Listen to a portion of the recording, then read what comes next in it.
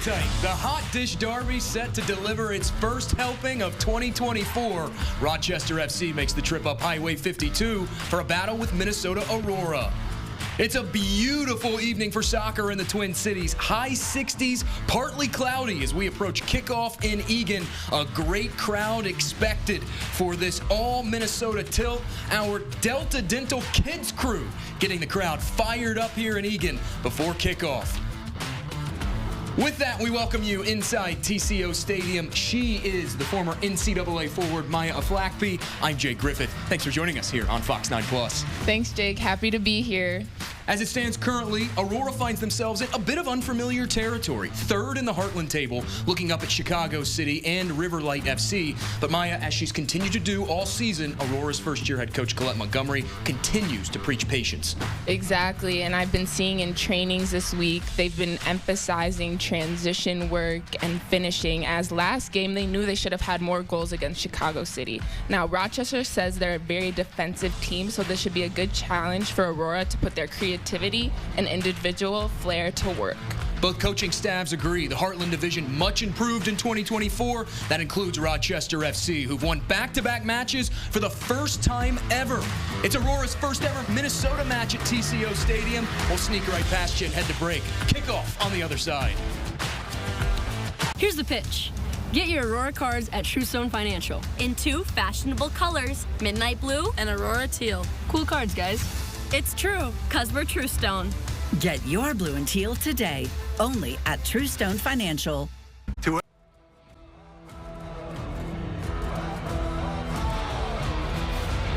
Just about set for kickoff here at TCO Stadium. Sun out in full force, and so are these fans. It's an all-Minnesota affair, Rochester FC and Minnesota Aurora FC. Let's take a look at our starters. First for Minnesota Aurora FC, presented by St. Paul College.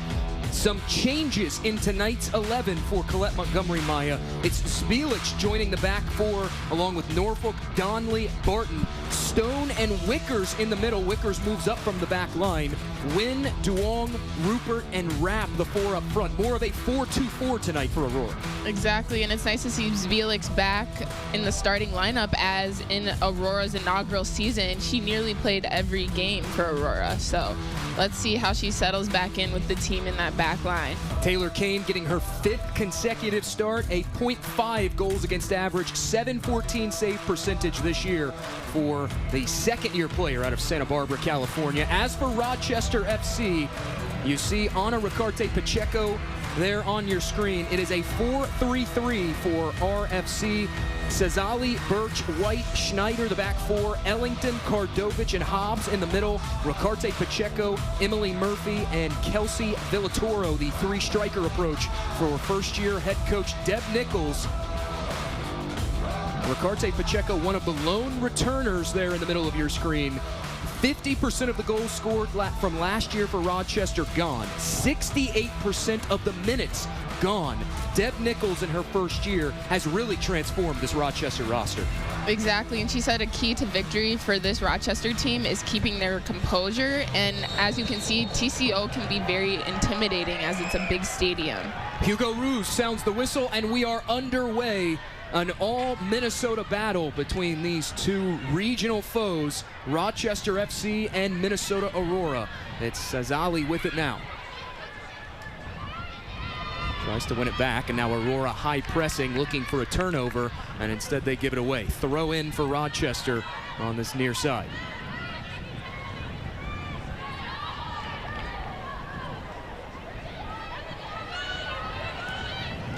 Aurora will win it back, and they will build from the back. You mentioned, Maya, a key to victory for Rochester. Colette Montgomery said a key to victory for this Minnesota team. Get back to the basics, specifically their structure and shape, defense, and transitioning to offense. And now Aurora trying to transition here, and that ball from Barton just out of the reach of Kat Rapp, and now we have a whistle and a foul. Colette had also touched on the importance of winning back that ball immediately, and Aurora already has done a terrific job so far to start. Aurora were whistled for 16 fouls in that 1-1 draw against Chicago City at Hoyne Field. this past weekend. Throw goes over the head of Kat Rapp, who makes her first start of 2024. Had a brace last year in this facility against Rochester FC. 2 of 5 goals scored in a rout of Rochester. Yeah, she's an important playmaker for Aurora to have back on the field. One back here by Duong. Now threads it through to Rapp. Early opportunity. Back to Wickers, and it just goes wide of the near post. That's what I like to see, those one-touch shots. That's something they've also been practicing on in their trainings. Emma Knack getting the start in goal for Rochester FC as we take a look at it again. Wickers struck from distance to open the scoring against RKC in Aurora's most recent home match. Almost had one there. Speaking of Emma Knack, 6 appearances, 5 starts last season for Rochester FC. The San Diego, or I should say South Dakota State Jackrabbit. 4 saves in 45 minutes played last year against Aurora.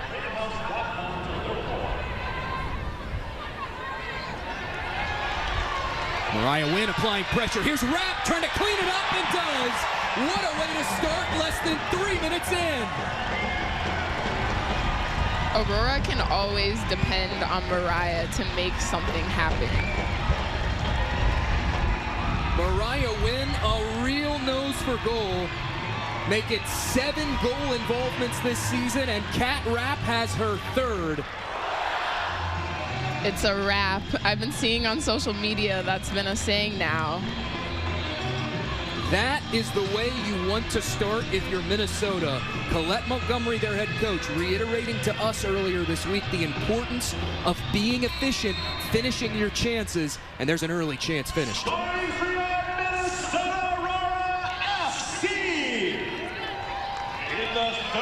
How will Rochester respond, giving up a goal on the road? You mentioned what Deb Nichols had said. We cannot let TCO get us rattled. She really reiterated the sentiments of John Burke from RKC, who, when we talked to him a few weeks ago, he said, hey, it's not often teams at this level play in facilities and against crowds of that nature. It really presents a different element. It's almost like a 12th man. Exactly, and this is just a great learning experience for both teams, as I know a lot of girls want to make it to that professional level. Duong guides that back to Nicole Norfolk and steered safely over to Taylor Kane.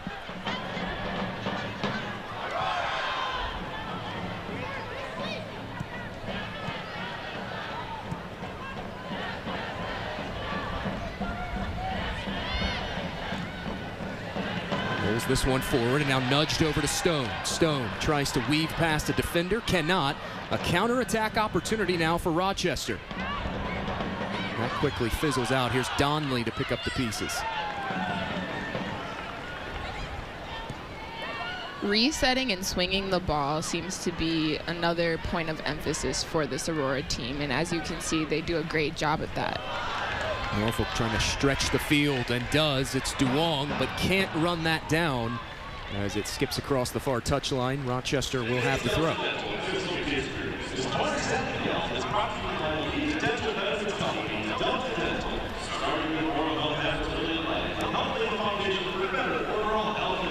Crafty pass back to Spielich.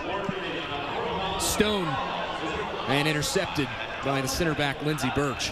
Smart play to step up there from that center back position. Yeah, that was the perfect opportunity for her to step up and win that ball, but let's see if their attacking can be put to the test. Here's Aida Kardovic, the native of Germany, the captain for this Rochester team. Stone forcing the issue and forces a turnover. Rapp's goal unlocked this contest. Played into a crowd, was looking for Duong, and Rochester a short clearance. This is Ricarte Pacheco, 11 appearances, 2 goals last year for Rochester. Wynn trying to turn on a counterattack. That unsuccessful as Knack will come out. Wynn has been such a strong player for Aurora. She already has four goals this season and has played 230 minutes, had 6 shots on target. She's just a fire. Norfolk thumps this one further clear.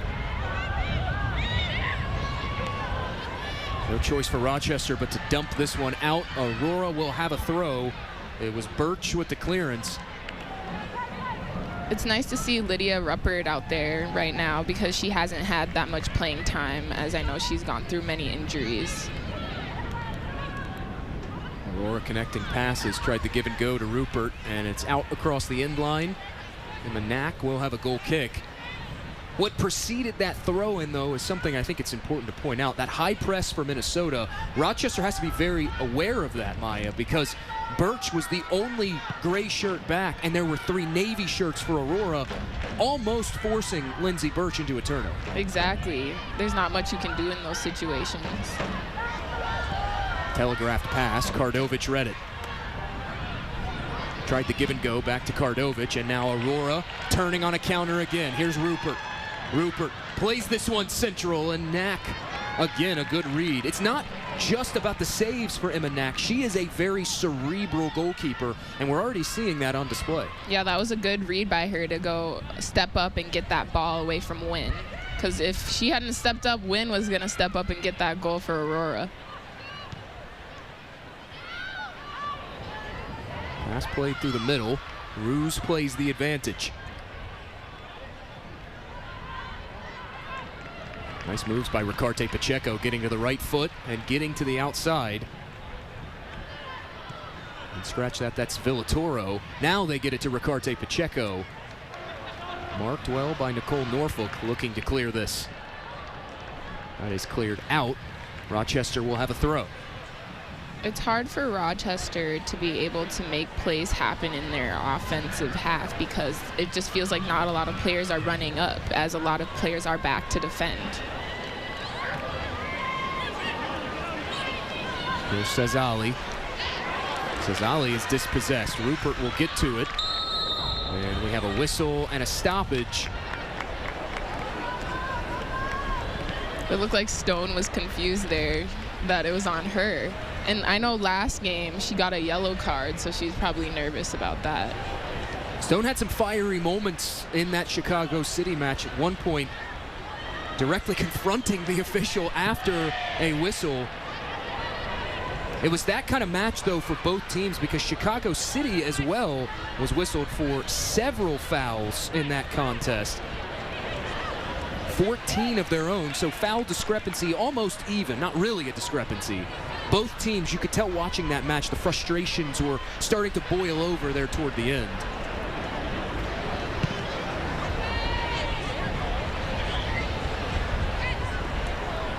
Kardovich goes down. That will be a whistle and a free kick right near the midfield stripe. Aida Kardovich is such an interesting player.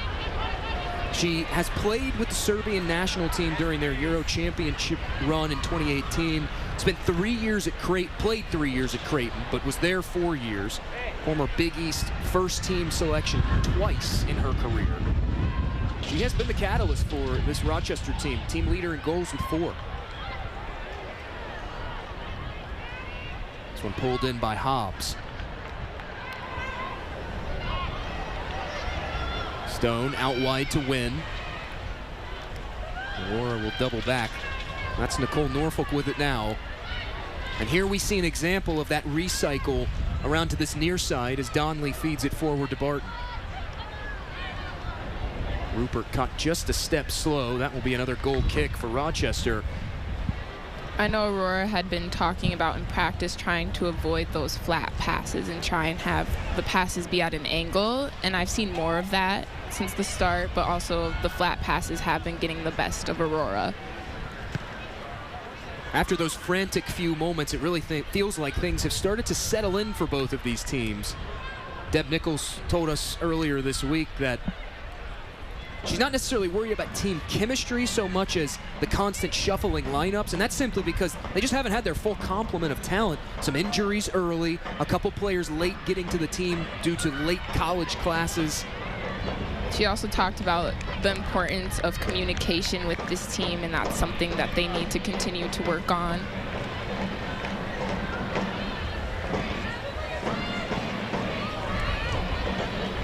Throw throw, finds Kardovich, but she ran out of real estate. Barton will throw it in for Aurora.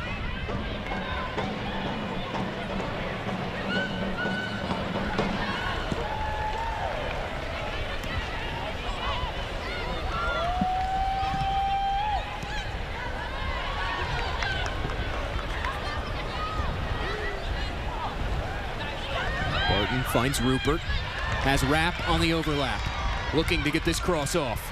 It's deflected out. Minnesota will have its first corner of the match.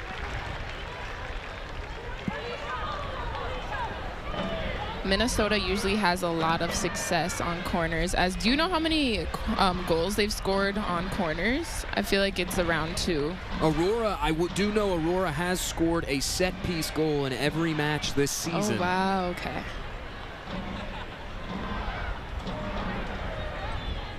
.29 corners for Minnesota coming into this. Duong over it. One went sailing to the back post, headed away from danger by Rochester. Here are the Loons now. Heads up play there by Villatoro to double back and wait for support. Situations like that are tough because if she would have just been able to keep going with that momentum, that could have been a shot on goal for Rochester. Those 2 center backs for Aurora, Donley and Norfolk, did a good job of chasing her down and dissuading her. That's the type of competition that Colette wants. She wants those 1v1s to challenge Aurora.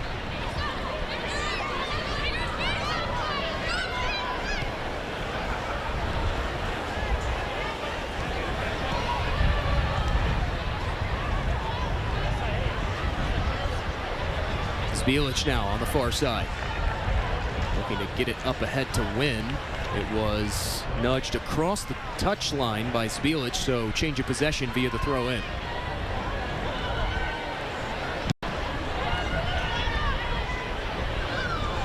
Stone heads it back on.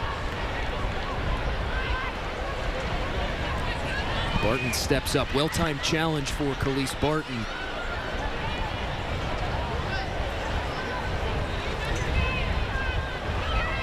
One of the coaches for Aurora, Tom, he had discussed about how building from deep is so important. So that pass from Taylor Kane, every player counts in the game of soccer. Wickers looking for options. Wanted Stone. It was just out of the reach of Morgan Stone. And now here's Hobbs, tied for the team lead in minutes played on Rochester.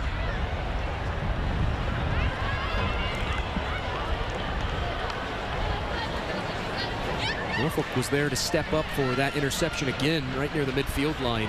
That's something we've seen from Nicole Norfolk a couple times over the last few matches. Before, not that she didn't have the athleticism or the speed, but she was staying sort of back in that defensive role. And against RKC, a couple times against Chicago, and now early tonight, we're seeing her be a little bit more adventurous and come up to make plays. Exactly. That creativity is something that Aurora is special with.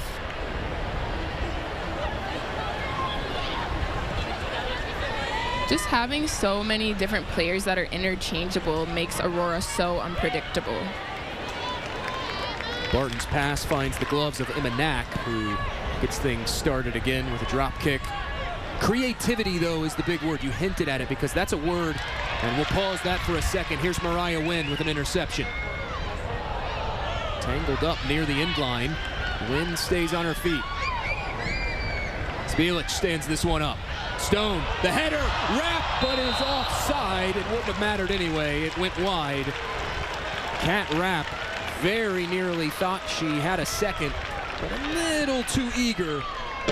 Right, I want to see a replay of that to see about the offsides. That's kind of a close one there. I can't really tell if she was behind the Rochester defender or not. Aurora will have the throw. But going back to it, creativity, what you were talking about earlier, that was a word that came up a lot when we talked to Aurora's head coach, Colette Montgomery. And she said that was some of the impetus behind maybe changing shape a little bit to that 4-2-4, because it does allow for more creativity, I should say, in the final third.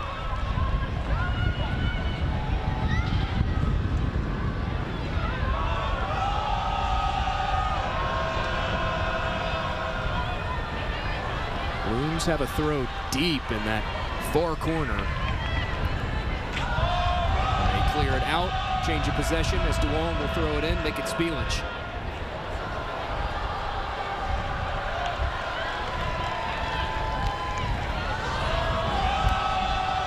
Kardovich was all over that one. Just at the last minute was able to play it off of Spielich. One back by Minnesota.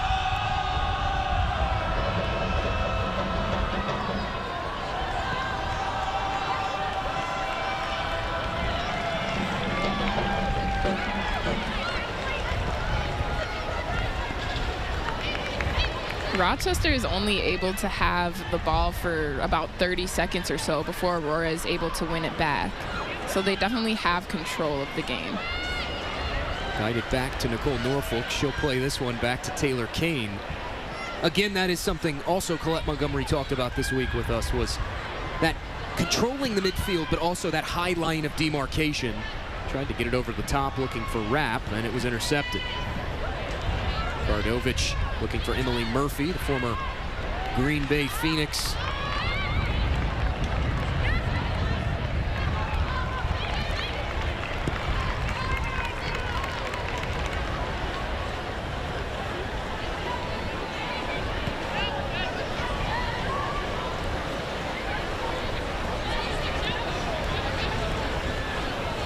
Donley, some space to move. Barton tried to play it into the middle. Here's Rapp tangled up, whistle and a foul, and Kat Rapp has won a free kick. Well, that was a quick transition from the kick.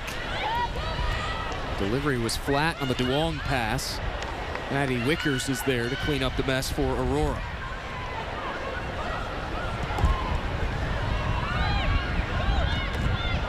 Stone. DeWong is through.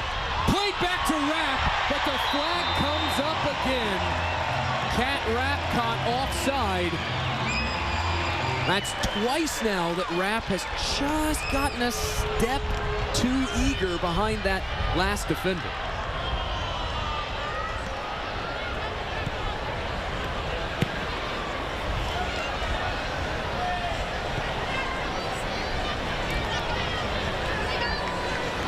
Wickers tried to clear it, flubbed the clearance, and Murphy and Rochester will have the throw. So, another emphasis, or point of emphasis from Colette, the head coach of Aurora, during the trainings was mistakes. And that was a mistake by Rapp being offsides, and I could sense her frustration, but the best thing is to always just shake it off. They call it instant amnesia sometimes as well. They talk about it a lot with quarterbacks after they throw interceptions.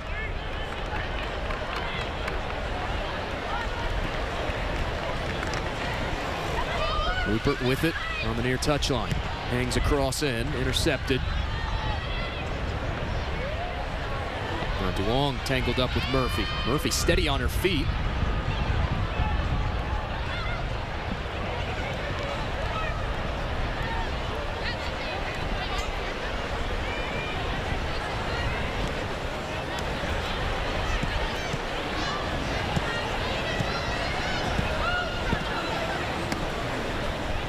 Wickers plays this one ahead.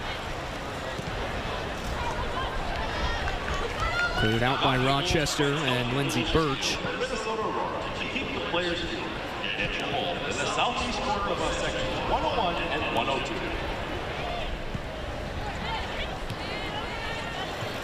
The throw finds DeWong.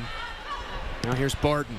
Barton hooks this one to the back post. Wynn got to it, and again, the flag was up, but it doesn't matter as Emanak got to it. The one thing about Wynn is she's going to get her head on the ball. Mariah Wynn just 5'3" tall, but when she leaps up, her vertical is absolutely insane. Yeah, she's about 6 foot. Murphy dancing through defenders. Left off for Ellington, tries one from distance, and that is an easy save for Taylor Kane for Rochester's first shot of this match.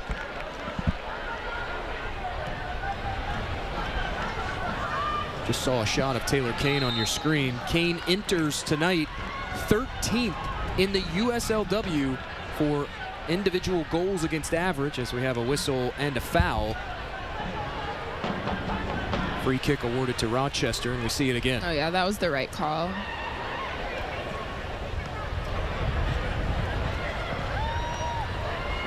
This one hanging high. No one there in a gray shirt to win it. Ellington, second ball back in. Cleared away.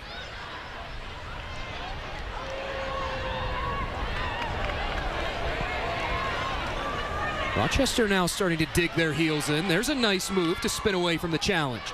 And it's played out wide to Cesali.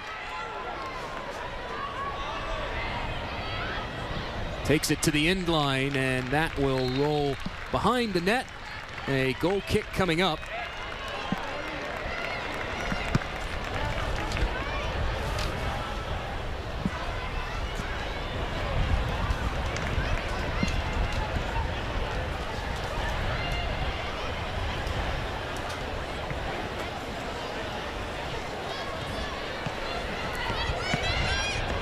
Alicia Donnelly right there is just a defensive anchor for Aurora and has been making sure to get as many touches as she can on the ball in the back.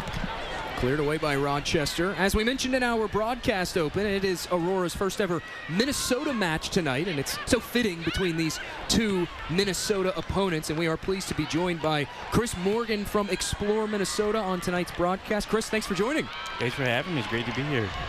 As Rochester carrying it to the final third, that is nudged out. Chris, for those that don't know, what is it that you all do over at Explore Minnesota? It's a great question. I think a lot of people may have heard of us, but don't quite know what we do. Explore Minnesota, we're pretty much the tourism marketing agency for the state. So whether that's tourism and now even overall livability of the state, it's our job to get out there and show people why Minnesota is not a great place to only visit, but also live. So we're excited to do our work, and we have a lot of fun doing it. Barton heads that away from danger.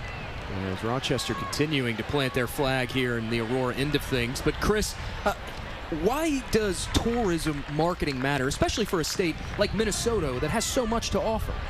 That's a great question. I think first and foremost, when you look at tourism marketing, what does Explore Minnesota do, and what we're able to bring to the state?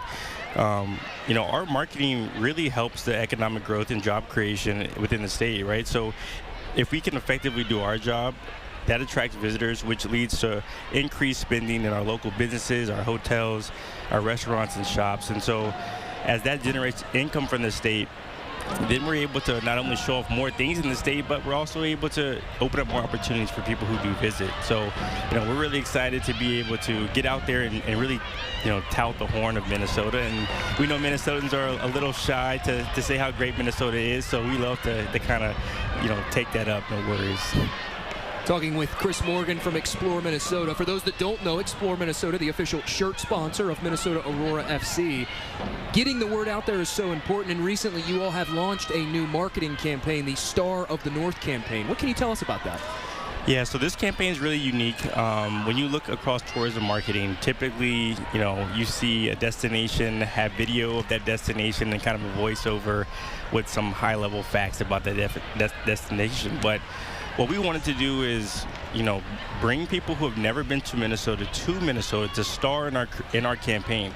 So whether that's, the video that you see online, the commercials that you see, here on the game, or even what you see on our website, the people who are featured in those campaigns, they're people who are telling their authentic stories of how they felt coming to Minnesota. So that's pretty unique in this tourism space. So we're really excited to be able to debut our Star of the North campaign and be able to show what other people say about Minnesota. As DeWong's shot goes wide, well, I can tell you, as a Minnesota transplant myself, I've been here just a little over a year. I love it. It's a great place to be. So hopefully the Star of the North campaign goes off without a hitch for you all. Thank you so much for joining the broadcast. We really appreciate you taking some time to tell us about Explore Minnesota. Yeah, thanks for having me. And it's a great day to be out here. And, again, we're just so excited to be able to be the kit sponsor for the Aurora. And, we're really excited to see what the team does. Chris, thanks again. Really appreciate it. And Aurora currently up 1-0, showing off their home shirts with Explore Minnesota blasted right on the front of them. That's great. Talk about marketing. That's a great marketing opportunity. Absolutely.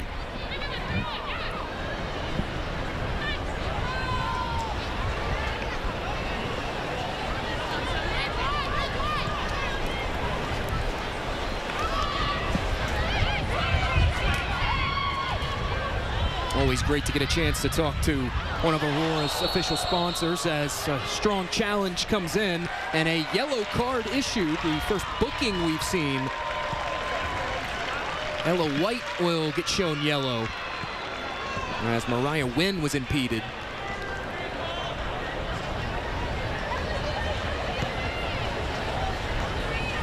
We look at it here again. Maya, a chance to take a look at our Larkin-Hoffman rules of the game. Why was that a card-worthy foul? That was definitely a card-worthy foul because there was no ball involved. It was all body aggression, and obviously a yellow card is just a warning, nothing too serious, but if they get a yellow card again, that's when it becomes a red card and they may be discontinued and playing. Those are our rules of the game presented by Larkin-Hoffman. As the Aurora free kick went wide of the goal. Kardovich, an individual effort here, gets past Stone. Things opening up here for Rochester. Great ball, finds Schneider.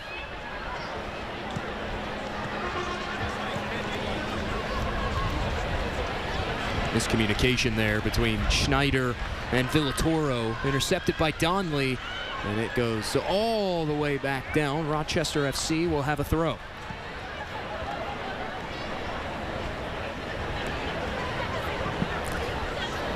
It's getting sunny out here, which can be annoying as a soccer player to just always have the sun in your face when you're just trying to see the ball.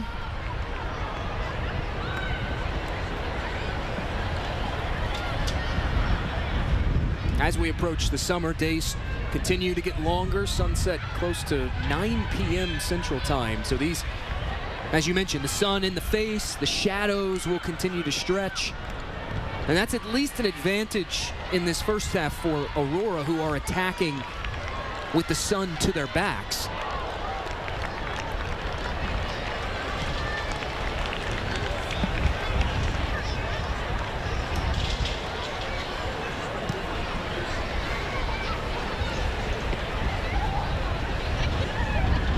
With 3 official shots, Rochester with just the 1 so far. Aurora currently has the only shot on target, and it is Cat Rapp's goal at the 3rd minute that unlocked this contest and has been the difference so far.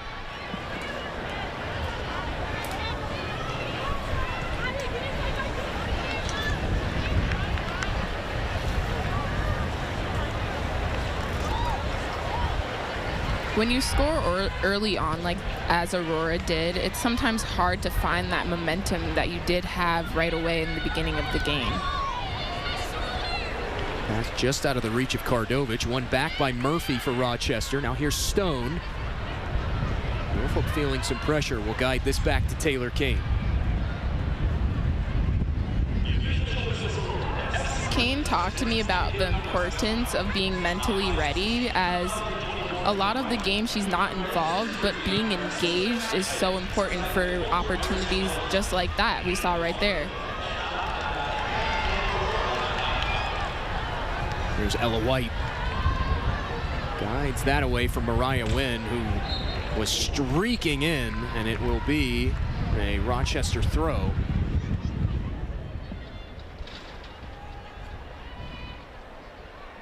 You mentioned Taylor Kane. Colette Montgomery telling us a few weeks ago that she's been impressed with Taylor Kane since Montgomery came in as an assistant.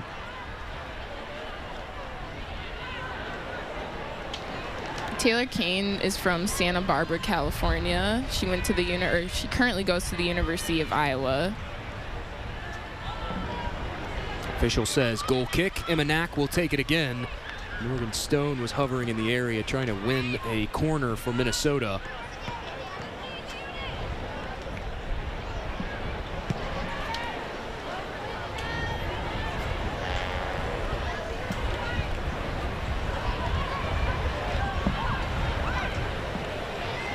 Tried to find Kardovic on the interchange. It's one back by Rapp, and now counterattacking is Aurora.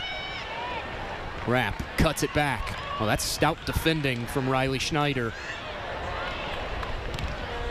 And here's Duong after the strong Mariah Wynn challenge. Another goal kick. The work of the 9 and the 10, the work of Wynn and Duong to execute 1v1s, to create these moments where they have the opportunity to get to goal are so important, and just show how they're able to combine and interchange in the works of the wingers. Kardovic again muscling her way through. Was able to take it away from Duong.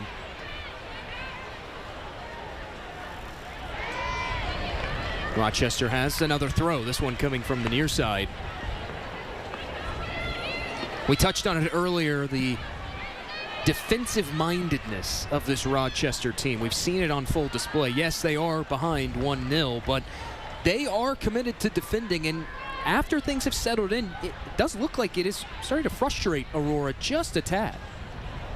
Yeah, I would be frustrated too, especially Aurora knows that they should have more goals in this game. As you said, they've already had 3 opportunities, and Aurora said that was a big point of emphasis in finishing, so I can see the frustration as well.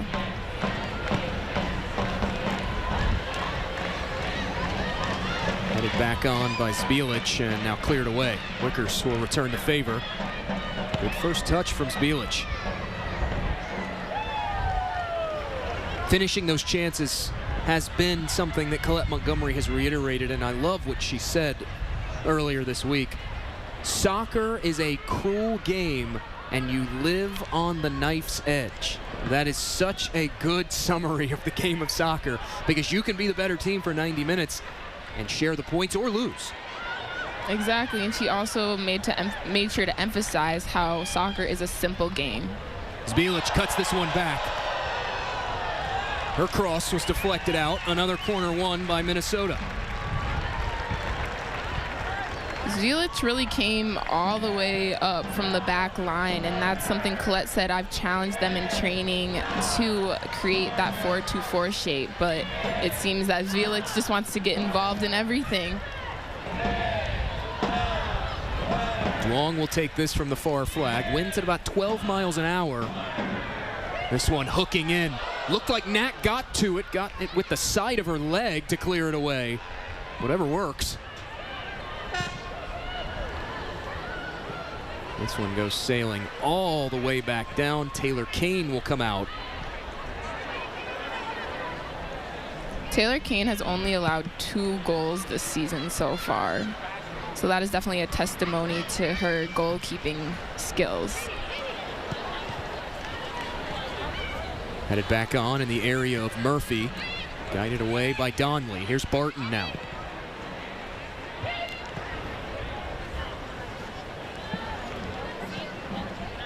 In order to try to best this defensive-minded Rochester team, we are seeing Minnesota employ more of an aerial game, and a lot of these long passes have not found the mark so far. And that is a little bit of out of character for Minnesota, who has a team completing 82% of their passes this season. A tie up here. Wynn comes out of a crowd with it. Her shot goes deflecting off. It is a corner one. Third of this match. You mentioned out of character for Aurora, but I do know that there are a few injured players that also brought their creativity and individual flair to the game that they don't have right now. So that may also be an issue for Aurora, just getting settled into the new players, playing that full half that they aren't used to.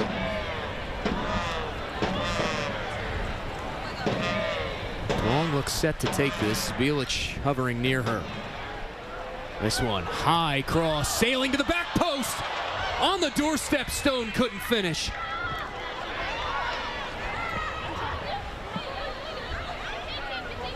Aurora still with it. Wickers tied up. Now Kardovic trying to break out on a counterattack for Rochester.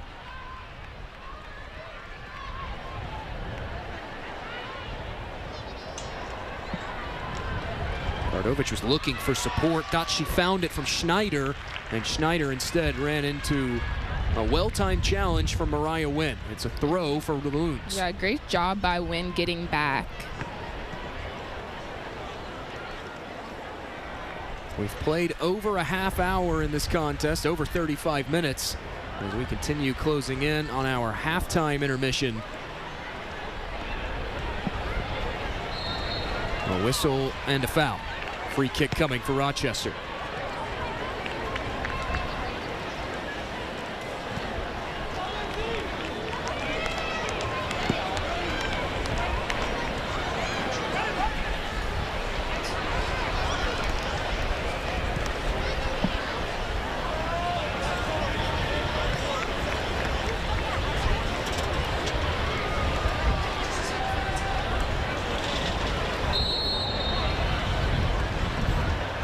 Cross goes sailing in. There's a crowd in front of goal, and Aida Kardovic has put this match on level terms.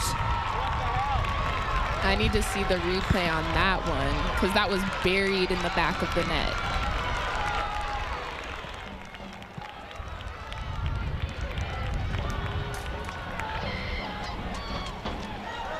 The captain Kardovic, as we look at it again, coming through in a big way. Kane came out to make a play. It went off her foot, and in the 7 shirt, it's Aida Kardovic firing up Rochester and leveling the match. Deb Nichols told us earlier this week, look out for number 7. You can immediately tell she's one of the best players on the pitch, and we are tied now 1-1. That was a perfect example of what Deb Nichols said to us. Just keep trying and something is bound to happen, and something did happen for Rochester.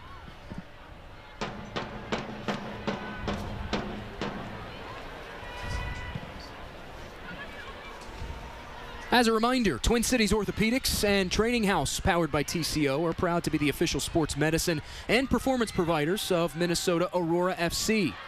Together, TCO and Training House are trusted by some of the biggest names. As Duong will send a shot, and it's parried away by Knack. Full stretch, Emma Knack guides it across the end line. Another corner for Minnesota. Amazing one-touch shot by Duong again, reiterating all the training they've been doing this week, all the one-touch finishes they've been practicing and putting that into play. But there was nothing she could have done better because Knack is just that girl for Rochester. Duong hooks another cross in. That time it was Lindsay Birch with the short clearance. Now Kardovic skies this one.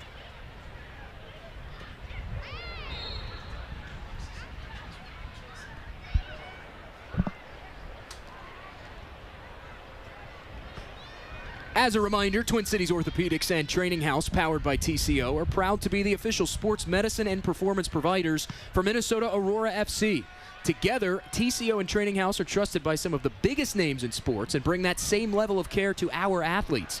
Our Aurora sideline team is led by team physician Dr. Christine Heikes, athletic trainer Danielle Armstrong, sports performance coach Kayla Russell, and physical therapists Alexis Moshley and Kelsey Majerus. Thank you, TCO and Training House, for being a part of our team. Visit tcomn.com and traininghaus.com to learn more.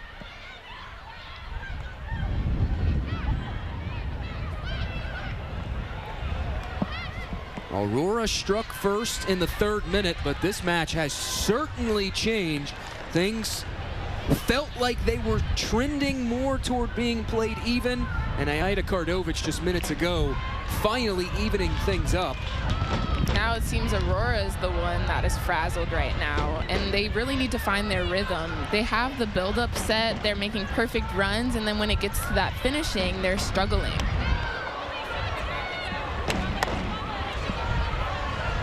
Kardovic calling the shots. That one intercepted by Wickers.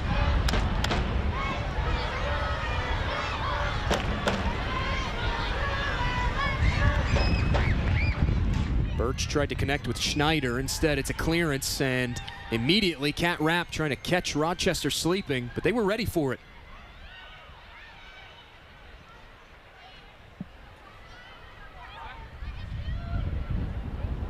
Barton hangs this one in. Rapp with the first touch. And it goes skipping into the gloves of Imanak after it took a deflection off a defender. Yeah, it seems almost impossible to finish that one, having 3 defenders on you in the box.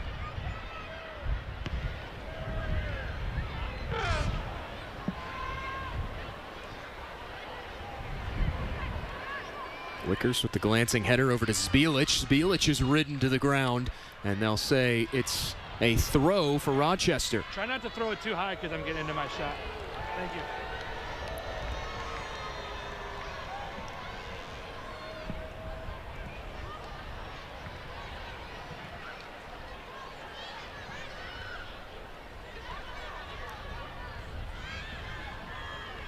Stone looking for options. That's a dangerous pass, and Murphy read it all the way. Can Rochester make something happen out of it? They cannot. And Stone will thump this one clear.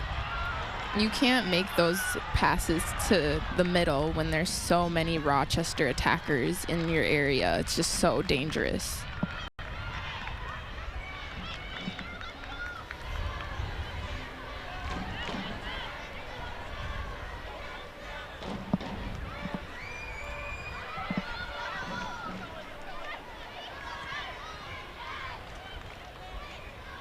It's fun hearing all the young fans cheering for the soccer players here tonight.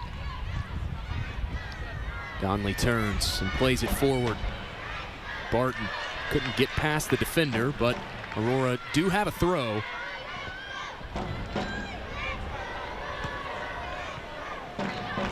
I know last game versus Chicago City, frustration was a big problem for Aurora and just getting upset with each other, as emotions run high in sports, and that's something you cannot control.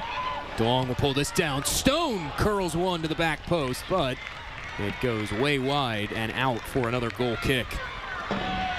Aurora just needs to keep doing that because one is bound to go in for this Aurora team.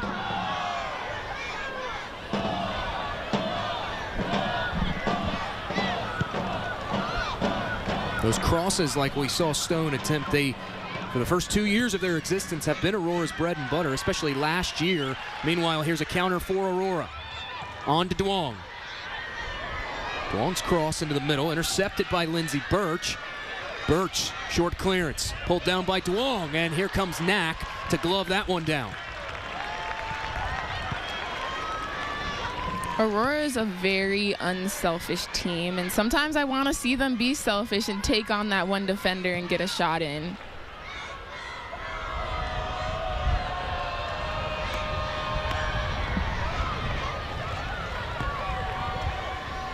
Onto the foot of Cat Rapp, who cuts it back. Duong will leave it off for Donley. Now Donley has a hit from distance, and Knack's smart to just let that go sailing out. Looked like that was more of a cross attempt for Donley, but just didn't get all of it, and it went sailing the wrong way.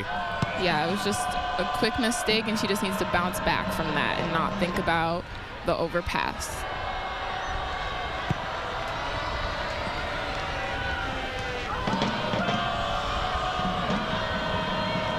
Rupert, little flick on, looking for Rapp. We have reached stoppage time here in this opening half. Duong's shot is deflected. The fourth official below has indicated a minimum of 2 minutes of stoppage time.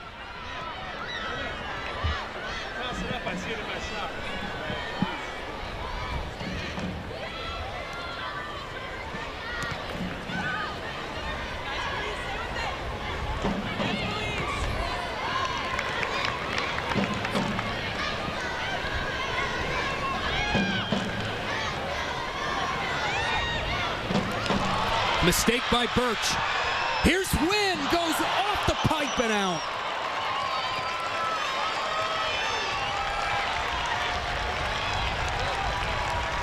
A sigh of relief can be breathed by this Rochester coaching staff, as Lindsey Birch thought she had more time than she did, and Rapp just didn't get enough on that shot to put it on. She was in the motion, yeah, exactly, because she was in the motion of falling as well, so it just didn't help with the angle. Kardovic on the give and go, connects with Cesali.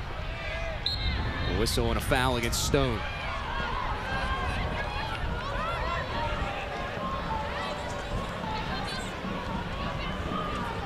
Small fouls like that can be big plays for Rochester, so Aurora needs to stay focused on their aggression as well and make sure that they're not getting these silly fouls called on them.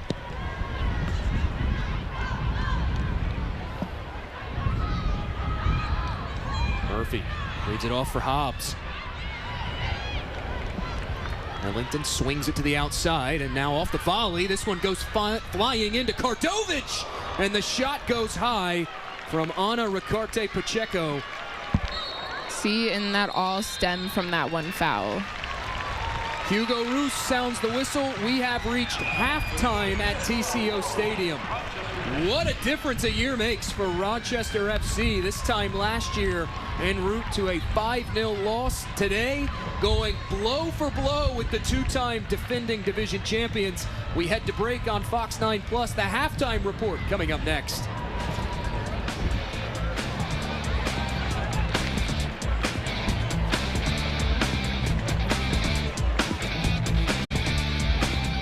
Aurora fans, you're watching the Fox 9 Plus halftime report. Well, hi there, everyone. I'm Tim Blotz. Thanks so much for joining us for this Fox 9 Plus halftime report for the Aurora game. It's a beautiful day outside, but what's in store for this weekend? Our Jennifer McDermott has your forecast. Aurora fans, here is your Fox 9 Plus weather update. It's a beautiful day for a soccer game. A little on the windy side, but temperatures comfortable for the soccer game. Later on tonight, we will continue to clear out the sky, so fewer clouds will be with us. 55 for the overnight low for your Friday. We're staying breezy, but at least we'll have plenty of sunshine. 75 for the daytime high, so warmer than today. And then by tomorrow evening, 67 for temperature by around 10 o'clock. And there is a chance for rain overnight into our Saturday. So here's a look at our 7-day forecast. 76 tomorrow, sunshine, chance of rain overnight into Saturday. Saturday, beautiful, mostly sunny, 74 for the daytime high temperature. By Sunday, partly sunny with a high temperature of 72 degrees. Enjoy the soccer game. Let's go, Aurora. All right, she's from Santa Barbara and goes to the University of Iowa. Fox 9's Dawn Mitchell introduces us to goalkeeper Taylor Kane. It's really special. I mean, I'm definitely one of the souls who I just do what I can to help other people. Aurora goalkeeper Taylor Kane prides herself on keeping everything out of her goal. But when it comes to her home and her teammates, it's an open door policy. The Kane family is from Santa Barbara, California, but relocates to Minnesota in the summer in order to support Taylor. They've gone to every single Aurora home game, and their house is a home away from home for her teammates, most of whom live in dorms at a nearby college. We have a place on the lake, which is really nice, and so it's kind of has become like the team home. Everyone comes over, we hang out in the backyard, have dinners together, kind of lets them get like a home-cooked meal. I love doing what I can to make people feel like safe and at home, and whether that's like a home-cooked meal or just hanging out in the backyard with my brother and my mom, it means a lot for them to just get that escape from the dorms. So it makes me happy to do that for them. Having the full support of her parents means the world to Taylor. Her brother is a hockey player, so Minnesota is a natural fit for him, even in the summer. And it all came to pass the very first season. My first Aurora summer, I knew I wanted to play on a summer team. I tried out for some other USLW teams, and I kind of narrowed it down between here and Indy 11, which was fun to play them that first year, and to beat them, that was really cool. But my younger brother plays ice hockey, and so it was a pretty easy decision between living in Indiana and living out in Minnesota, where hockey is the sport that it is.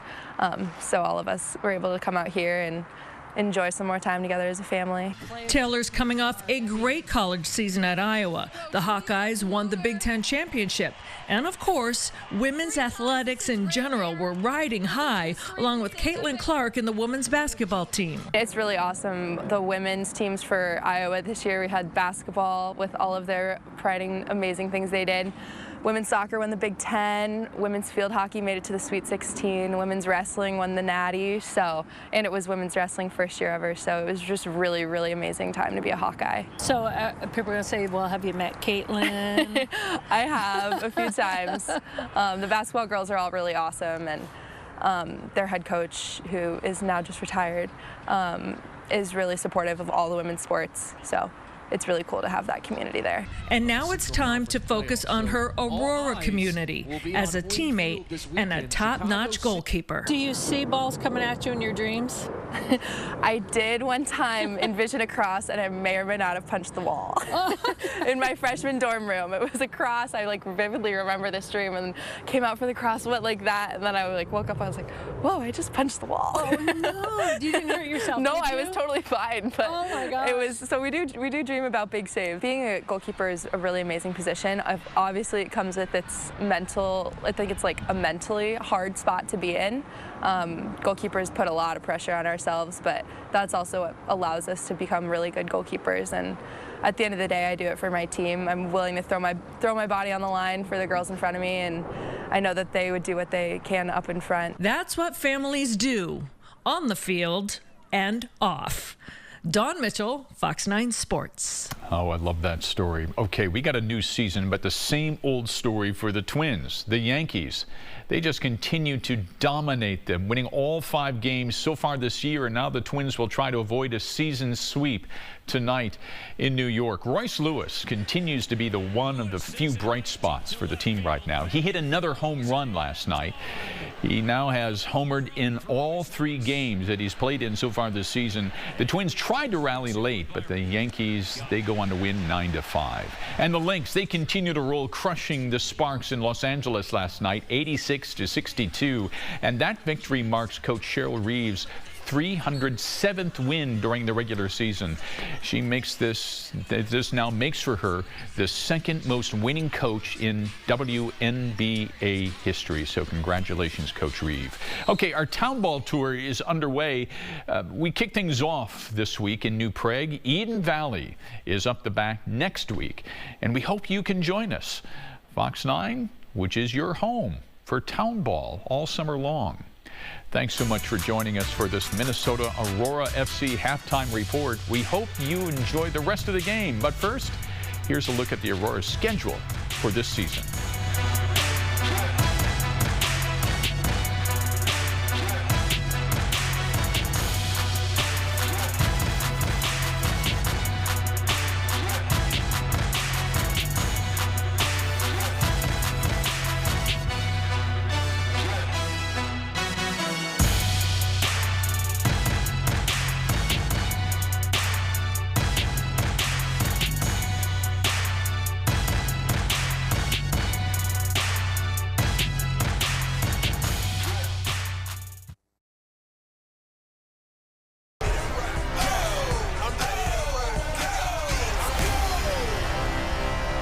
Here's the pitch.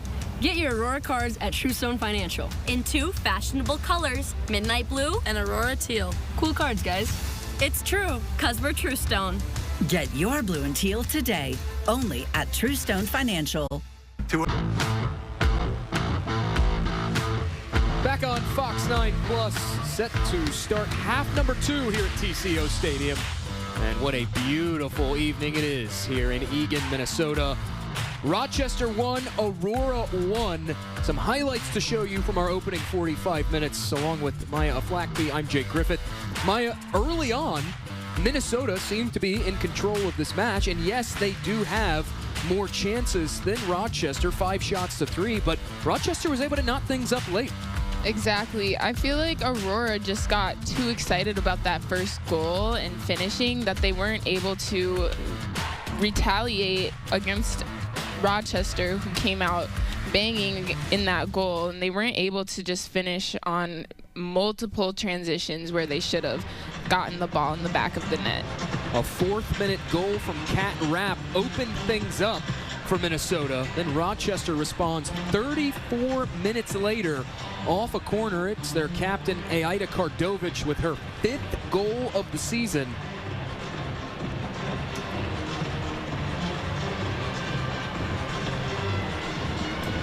Fans at TCO juiced and ready for what should be an exciting second half. Rochester truly brought a challenge to TCO Stadium, but that's exactly what Aurora needs, because when it does come to playoffs, what are they going to do if they don't go against that high-level play that Rochester brought to them tonight? Rochester trying to say, hold on a second. We want to have a say in the playoff conversation as well. It is early in the season, but it's never too early to be thinking about the postseason.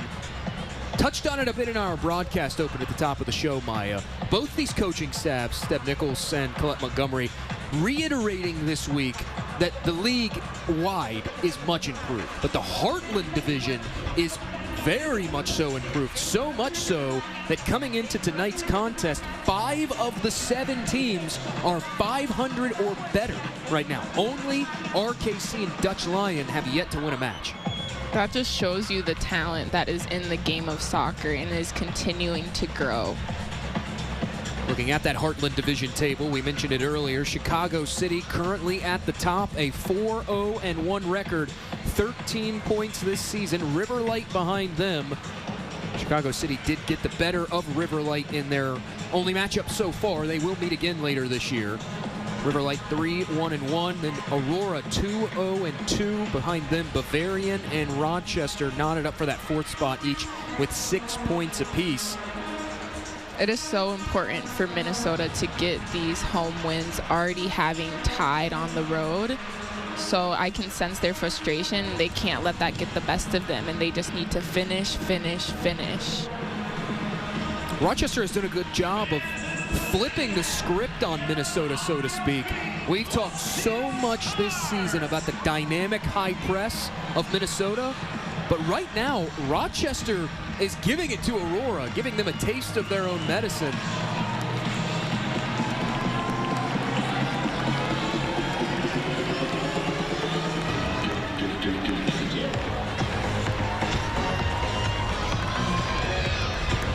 Aurora has a roster that is so deep, so hopefully they're able to use that creativity and finish. Great fan turnout here at TCO Stadium this evening. Hugo Ruse, our official, sounds the whistle, and we are underway for the second 45 minutes. 3 points in the Heartland Division hang in the balance. This has been pretty much everything you want from a derby match.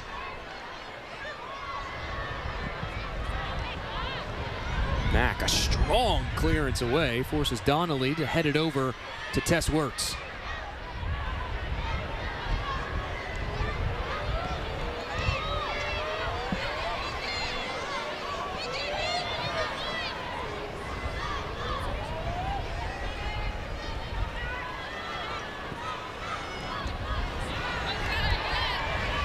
Minnesota will have the throw.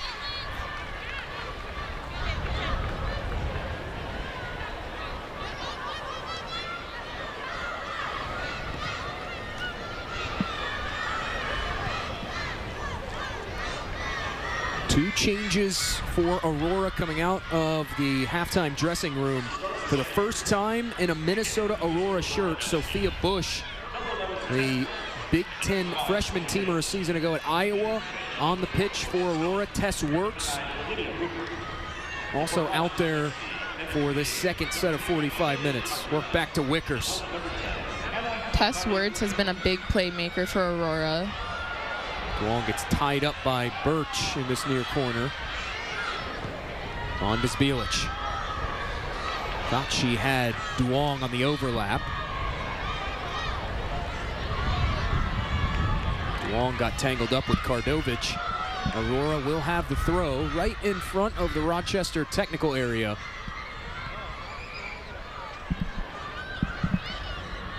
Bush. Back to Tess Words. I know she's been able to make immediate impact when entering a game and score, so hopefully she can do that for Aurora tonight. Cleared away by Sazali, the Oakland Golden Grizzly. A couple of Horizon League rivals on the same team with Emily Murphy, former Green Bay Phoenix, and current Oakland Golden Grizzly Putri Sazali. Sazali actually earned a call-up to the Singaporean national team earlier in May for an international friendly. Not the first time she's appeared for Singapore. Debuted at age 14. That just shows you the talent that is on the Rochester team. That is extremely underrated. Just having that experience, different cultures of soccer is so important. Poked ahead by Aurora. Rochester with it for the moment. Bush now forcing the issue, and it caroms all the way back to Knack. But Sazali, in that friendly against Maldives back in 2018, not only did she become the youngest player to ever debut for Singapore, scored a goal, to her credit as well. Wow, that's just like the U.S. women's national team, 16-year-old Lily Johannes that just scored in her first debut in the U.S. team. Here in the Twin Cities, no less, over at Allianz Field. Bielich has it now.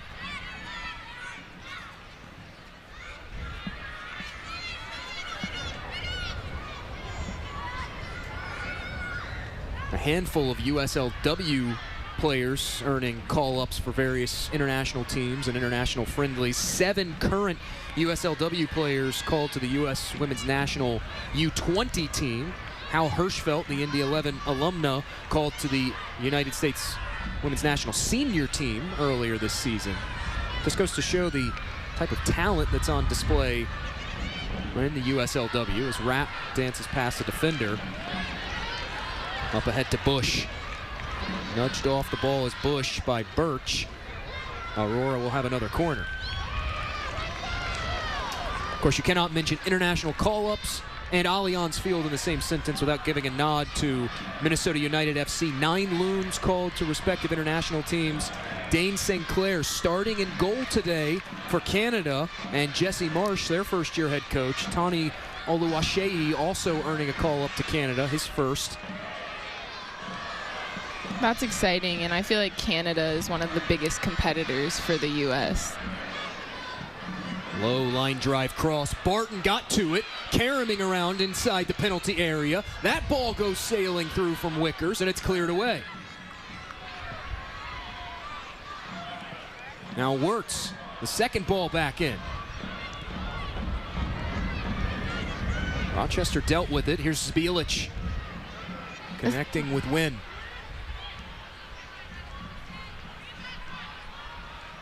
Give and go between Bielich and Wynn. Wynn gets tied up, and that will be a foul.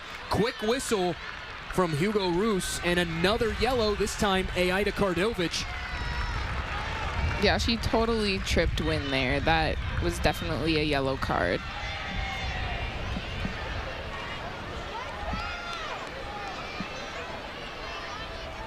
A look at it again on the replay as Kardovic just went careening into Mariah Wynn. That is the 4th foul that Rochester FC has been whistled for. As we take a look at our Larkin Hoffman rules of the game. Maya, why was that a card-worthy foul? Rochester totally tripped up Aurora there. And that is breaking the rules of the game, which gets you to receive a yellow card. Another grab made by Emma Knack. Those are our rules of the game presented by Larkin Hoffman. Knack has been solid. That's her 2nd save.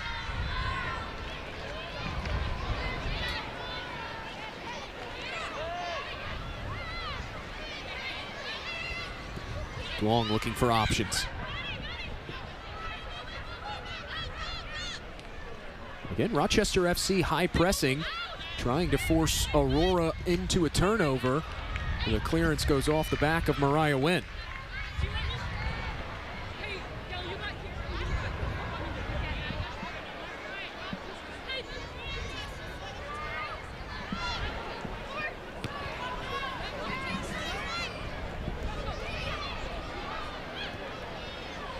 Rapp got past Ella White, was able to get it to Wirtz. Fleet-footed is Tess Wirtz. Connected with Barton. Now Barton steps up for the challenge to win it back. Barton hooks this into the middle. Off the volley, it's Wirtz. Fires it high, make that Rapp with the shot. Shots continuing to climb for Aurora. That's 7 now. That was a tough one for Rapp because she wasn't expecting it to come to her, and when it did, it was just too high of a volley to get into the back of the net.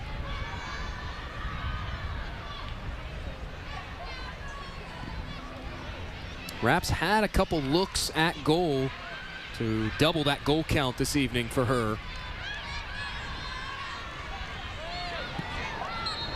Whistle and a foul against Aurora. Their fourth. From that standpoint, it has been a much cleaner game for the two teams this time around than what we saw this past weekend between Aurora and Chicago City. Just 8 combined fouls. We have seen 2 yellows in this match, both against Rochester.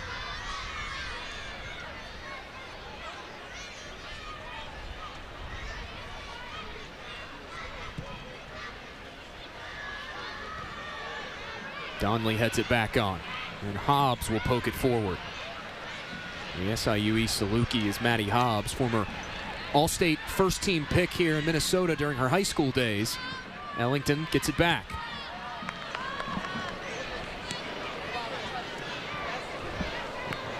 Ella White went to ground, Rapp overran it, and now here's Birch going forward.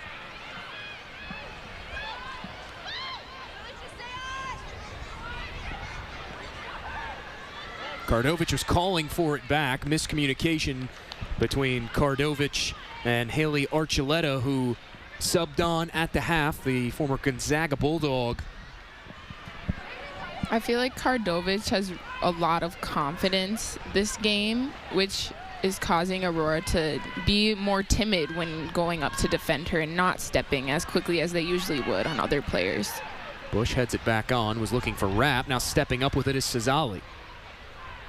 Said it earlier, Kardovich has been the catalyst this season for Rochester FC. She's also been the catalyst this evening. Does have the goal that put this match on level terms, as Rochester will have a throw. But really the plan of attack has been, how can we get the ball to Aida Kardovich and let her work? And that's been working for Rochester, and I think it's something that they should keep doing if they want to see another goal. Kane will come out to cut off that cross, and that will end the danger.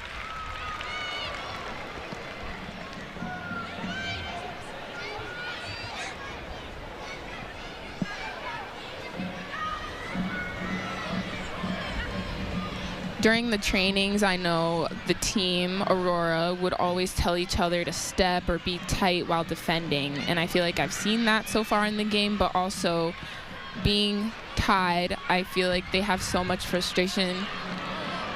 They have so much frustration that they're not able to control their emotions.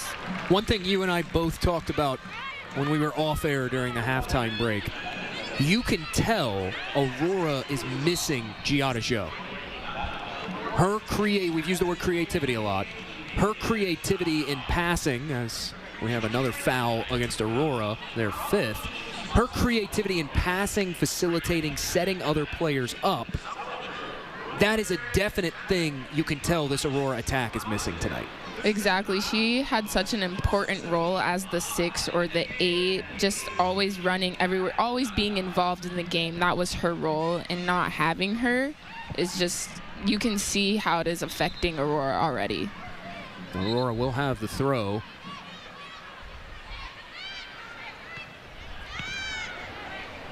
Joe, along with players like Sage Wimes and Taylor Shell, not in the 18 this evening. Trying to play Tess Wirtz through to Sophia Bush. Instead, finds the gloves of Imanak.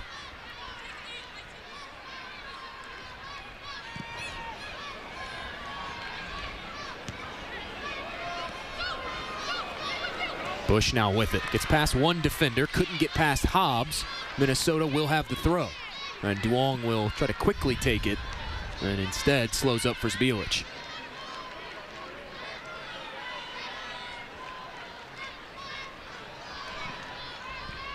Rapp tried to weave through the box, could not. Duong will flick it back on.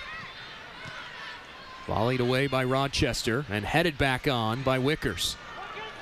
It's so hard for Aurora to make anything happen with pretty much the whole team as a defense and then one on top. Archuleta clears this one ahead, goes off the head of Kardovich and back to Nicole Norfolk.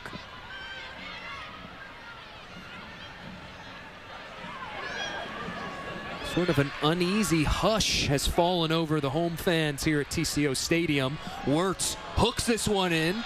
Wynn couldn't get to it, took the bump, and now we'll chase it down on this near side of the box. It does win a throw for Minnesota.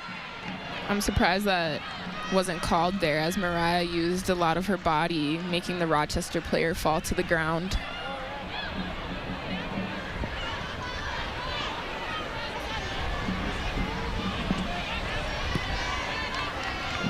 Rickers goes back to the point, and Alicia Donley. Donley, this one goes sailing in over the head of Kat Rapp.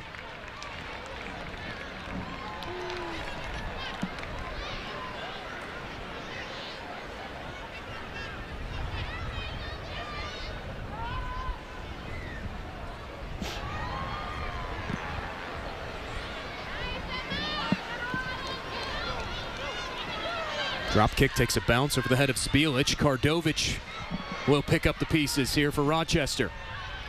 Got a little too crafty with the pass. Ball falls to Wynn. Now Rapp. Tried to backheel it over to Bush. Does. A couple of nifty moves there from Bush.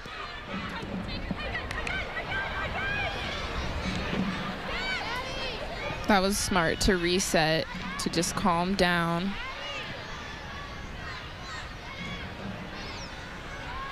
Barton flips this one into the middle. No one was there except Lindsey Birch and Rochester FC. Here's Wirtz with it now.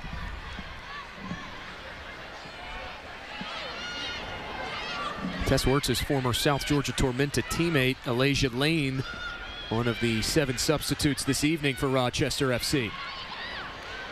Well-timed challenge there from Kardovic, by the way, who is slow to get up after that challenge. Kardovic is truly giving it her all, and you can tell that she really wants to win this game. Rapp pulls that one in. Left off for Duong. Back to Wirtz. Wirtz looking to roll this one in behind. Could not. Barton, though, intercepts the clearance. And now her clearance is blocked out. Counterattack opportunity coming for Rochester. These are mistakes that are so unusual for Aurora.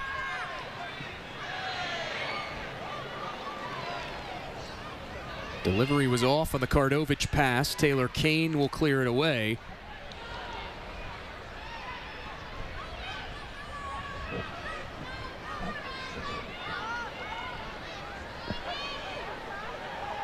Rochester will pick it up after the deflection off the boot of Barton.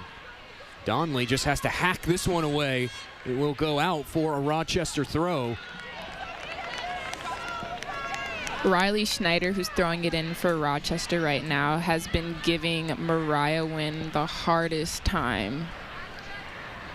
Her defense, she's just a defensive anchor for Rochester, and shows, as Deb Nichols said, that defensively Rochester is going to dominate. Stepping up with the interception is Cesali from distance, and Taylor Kane will make a stop. The shot count favors Aurora 7-4, but the shots on target tell a different story. 3-2 in favor of Minnesota.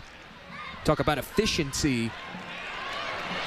Rochester being a little bit more efficient with their shot placement. Meanwhile, could this be something from nothing? Rapp cuts it back. Her cross was deflected. Rochester's doing a great job of clogging these passing lanes, so even things like that, a simple cross that Aurora would try to get off, is deflected and eventually won back by the Loons. And now here's potential opportunity as Barton caught flat-footed, tried to roll it through to Murphy, and it's out for a Rochester corner.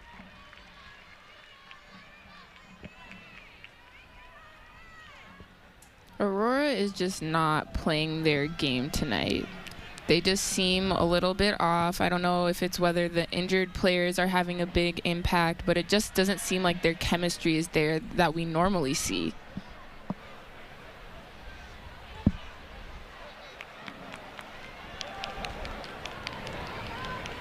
RFC has already scored off one set piece. It was A 38th minute goal from Kardovic. Can they do it twice? Kane says no.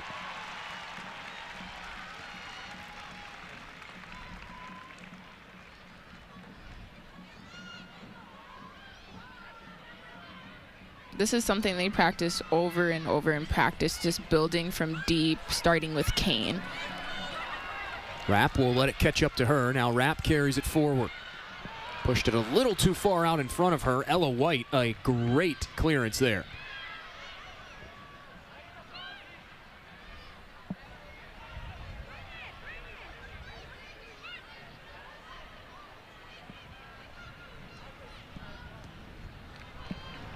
Donley's pass blocked out by Kardovic, and now a foot race. Taylor Kane will play that sweeper-keeper role and come out to send it away. Rapp turning on it now. Couldn't loft it over Ella White. Was looking for Mariah Wynn. Now here's Kardovic.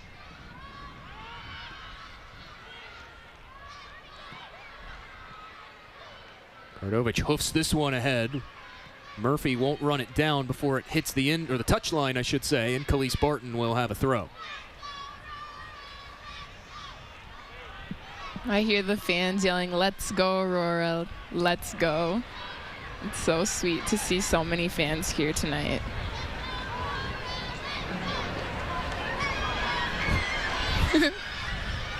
So much excitement. Wirtz comes out of a crowd with it. Now Wirtz turning on the Jets. Wirtz calling her own number, trying to jumpstart this attack. Left it behind Wynn. Was intercepted there by Riley Schneider, and now further cleared away by Hobbs. Norfolk got tangled up there with Archuleta. Now connects with Duong. On the overlap, here's Zbilic. Hobbs, no choice but to clear it away. Minnesota will have a throw. These transitional moments from Aurora are getting disrupted by Rochester every single play. Zbilic got that cross off. It falls to Wickers, and it's deflected. Ooh, a rainbow. Zbilic plays this one central.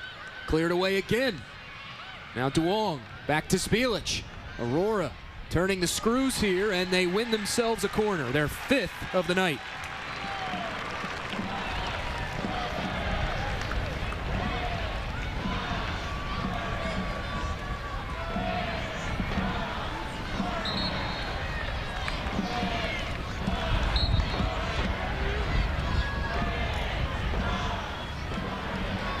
Duong sails this one high to the back post. It's Wynn, and it drops into the gloves of Emma Knack. 3rd stop of the night for Knack.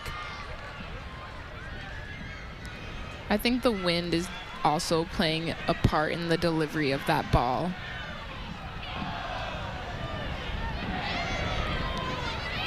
Over an hour gone in this match, and we still stand at where we left you at the halftime break. Knotted up 1 apiece. Here's Bush, the Iowa Hawkeye. Played through to Rapp, and Birch, a great recovery to clear it away. It's a nice ovation from her keeper. Zbilic will throw it in for Aurora.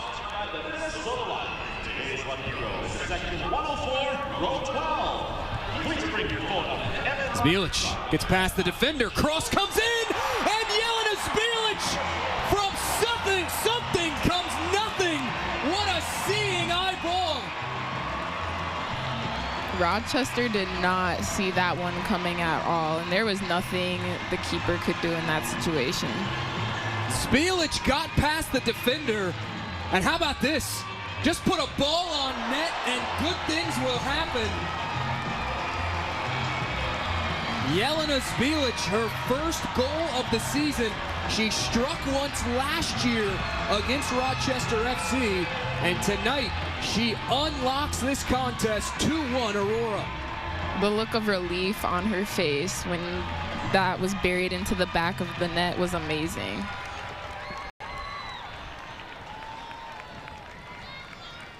Aurora definitely earned that one. They've been working so hard on their transitions and trying to finish, and they finally were able to bury it in the back of the net.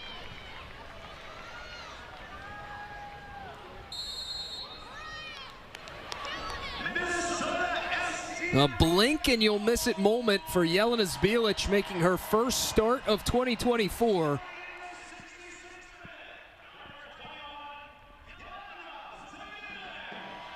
And that plays into Colette Montgomery's point earlier this week about soccer being a cruel game. Rochester, even though Aurora controls the match in terms of shots, as we have a Rochester player down behind, it really felt like Rochester was controlling the match. And now here's Aurora building again.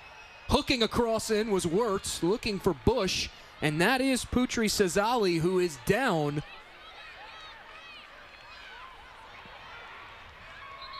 Official will play on for a moment, and now a whistle and a stoppage. And immediately the training staff is being waved on to check on Sazali.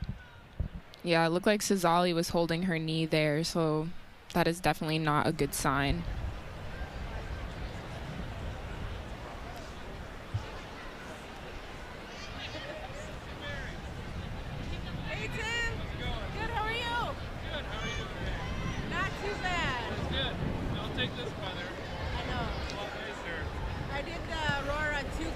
Teams are using this time to refocus and talk strategy. For a team in Rochester who, as we mentioned earlier, has suffered some injury setbacks, as Deb Nichols told us, does not have their full complement of talent yet, are starting to get that way. This is not something you want to see.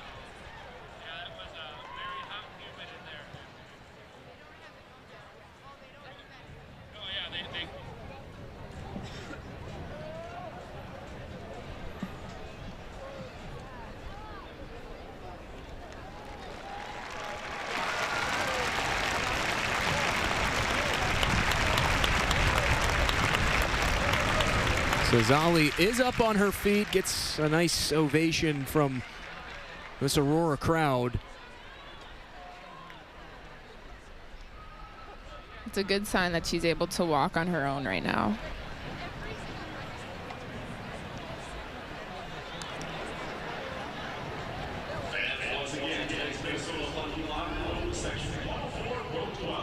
Even better sign, not only walking under her own power, but now jogging off onto the sideline.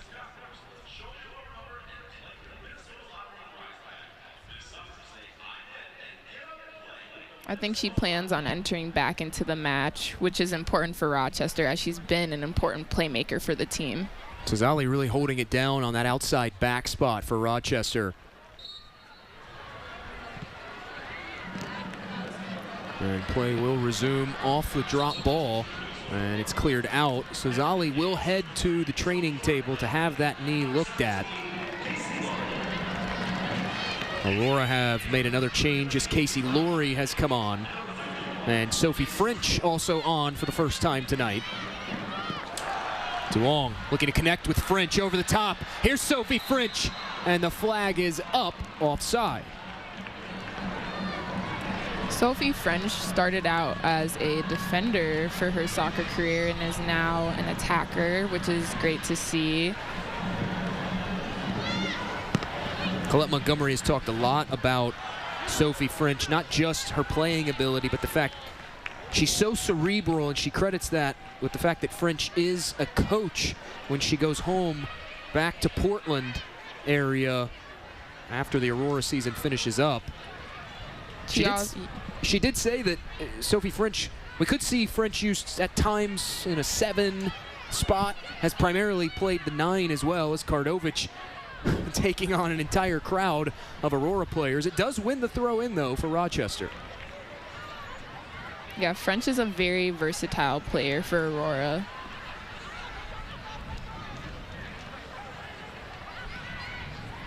Kardovic couldn't settle it off the first touch. Now here's French with time and space.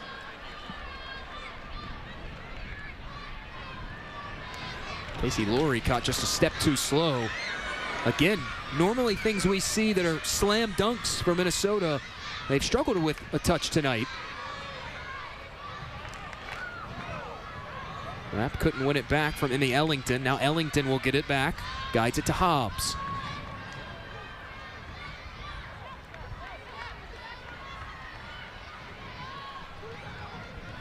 It's important to see how Aurora responds to being up by 1 because they can't afford to still lose that momentum as Rochester still is trying to finish. Zbielich, whose goal is the difference to this juncture of the match, had it, and now they work it over to Donley.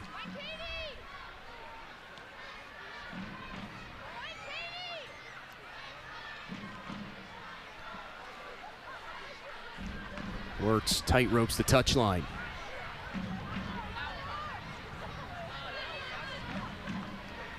Wicker swings it to Norfolk. She'll carry it forward now. Has space. Back to Zbielich.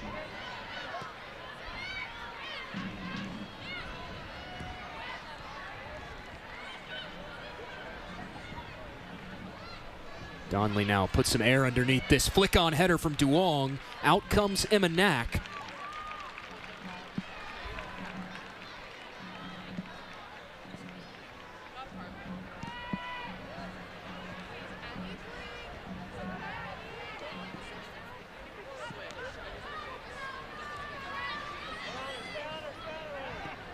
Bush plays it back to Zbielich. Duong dances past one defender, couldn't beat the second, and Emmy Ellington. Emmy Ellington doing a good job of that midfield role.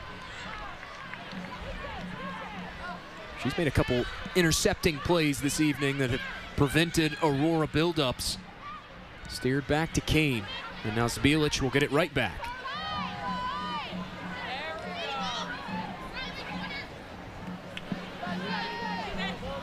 Bush couldn't beat Hobbs. It's out off of French. Throw will occur right in the substitution area for Rochester FC.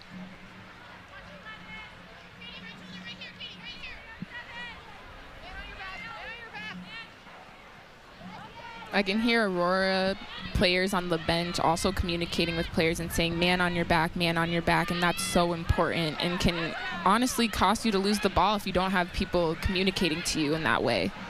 Kardovich lofts one over the top, and Casey Lurie is there to clear it away. Now Zbielich nudges it forward. Aurora trying to break out here. Rapp fires it ahead. That's French. Deft first touch there from French. Now cuts it out and cuts it back in. Worked around to Wirtz. Wirtz. It falls through. Bush does keep it in the touchline.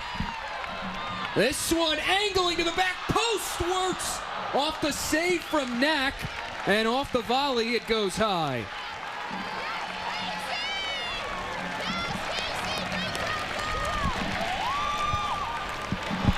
What a sequence here. Frantic one if you're Rochester.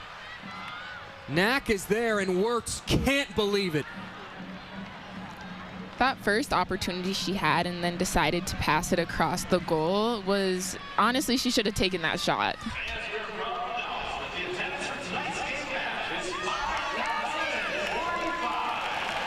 $5,045 fans in attendance on a Thursday evening in Eagan.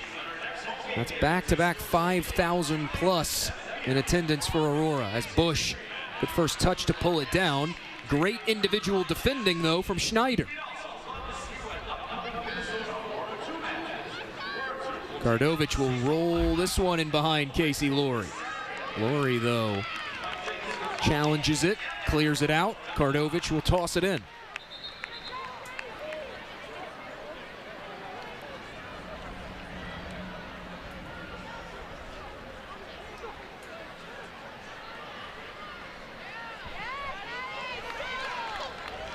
Good defensive effort from Addie Wickers to win it back.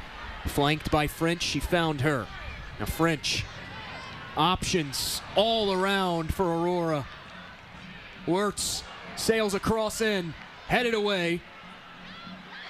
Falls to French, her shot is blocked. Comes to Rapp, who takes a one-touch shot, and it's another stop made by Emma Knack. Something I've really noticed in this half, having French on the field, is she's a very calm player, and that, I think, is something Aurora really needed. They were so frazzled, and having a player that's able to calm down and not make quick shots or make quick passes that don't work well is so important. Things have turned on a dime if you're Minnesota as we approach the 80th minute. And you're right, it does seem to have coincided with the substitution of Sophie French back in, leading the charge up front. And Aurora have started to shift back more to that 4-2-3-1 that we saw them start the season in.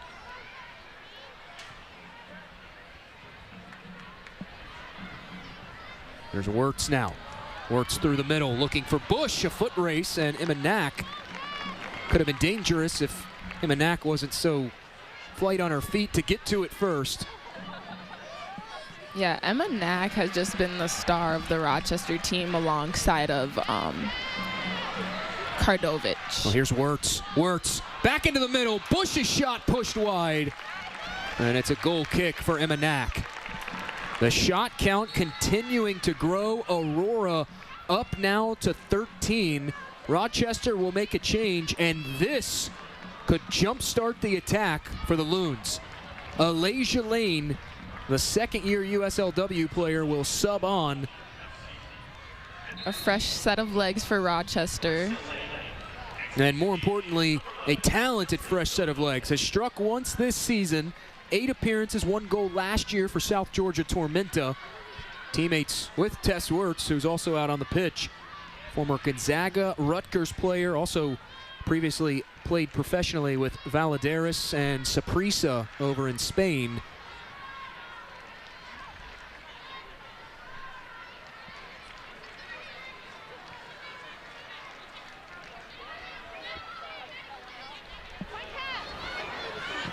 Just a little over 10 minutes to go to decide this one. Aurora potentially looking for an insurance goal to add to their tally. Rochester trailing once again. Don't count them out, though. We've seen them come right back and score another goal after trailing. Our match earlier this year against RKC Third Coast was very similar. Third Coast scored first, and those two teams traded goals back and forth until Rochester ended up winning 3-2. They are sort of the team that never says die. And them bringing in a new player is headed also going to toward help goal, them. and Knack will grab that down.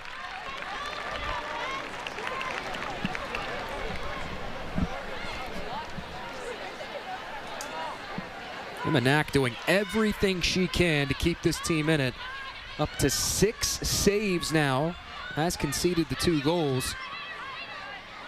Although hardly, the second goal especially, hardly on Emma Knack. That was just a sheer bit of brilliance from Jelena Zbilic. Yeah, that was totally out of her reach. Meanwhile, here's Schneider, who's looking for Lane through the middle, intercepted by Norfolk.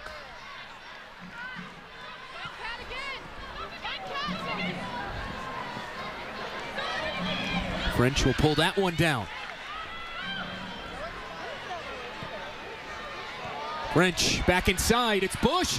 Bush! It goes wide. That was a beautiful chance right there. I want to see the replay of that one. That was so close to getting in the corner of the net right there. That ball from our angle looked like it was marked for goal. Look at it again. Whew.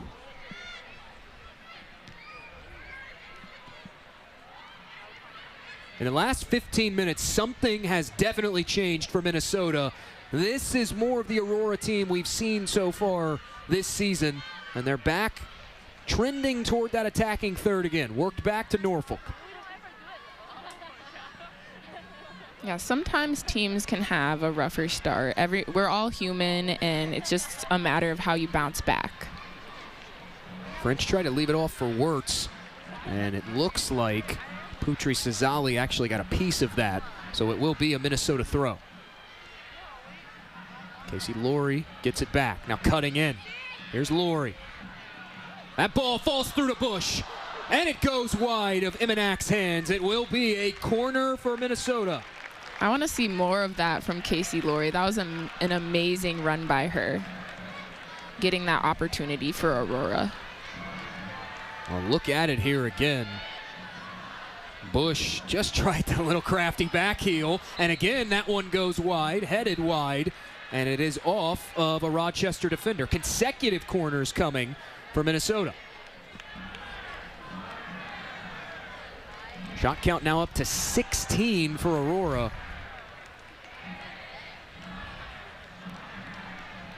As I said a minute ago, really feels like in the last 15 or so minutes, they've started to assert themselves, and it's brought these fans to life on their feet here for this set piece.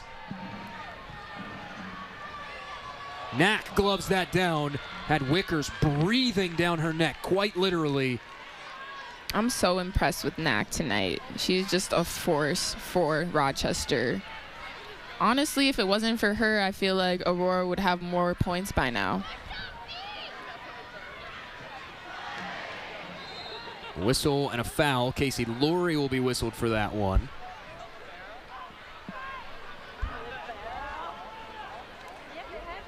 There's no question that if you were looking for a player of the match for Rochester, it is Emma Knack in goal.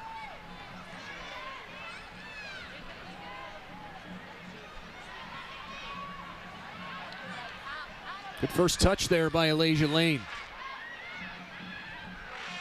Now Hobbs will hook that one in, and it's over the head of Kardovich, who was calling for it, and into the gloves of Taylor Kane. Good job by Aurora there not to step on Elijah Lane right there, because honestly, if one person had stepped, that would have been a perfect pocket for her to get around and get to that goal.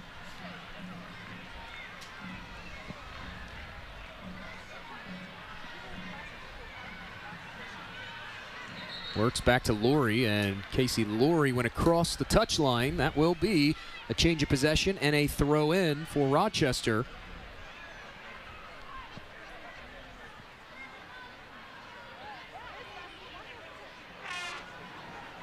Murphy with it.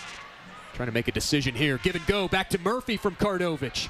Murphy went down, rolled through to Lane. Lane is offside as the flag was up.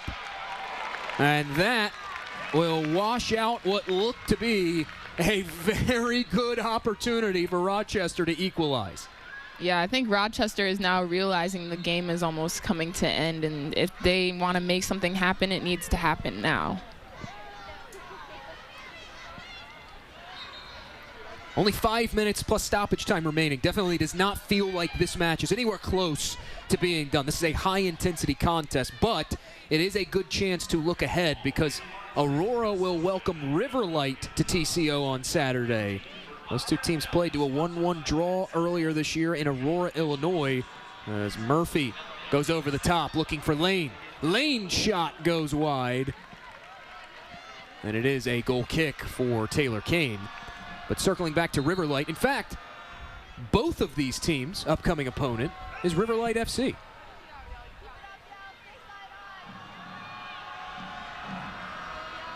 And this is a game when they play Riverlight, another game that they really need to win to get those points so they can be #1 in their division.